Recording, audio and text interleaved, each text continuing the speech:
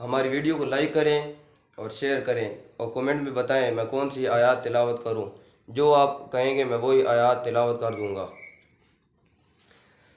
अऊज़ु बिल्लाहि मिनश शैतानिर रजीम। बिस्मिल्लाहिर रहमानिर रहीम। वत्तीनि वज़्ज़ैतूनि वतूरि सीनीन वहाज़ल बलदिल अमीन।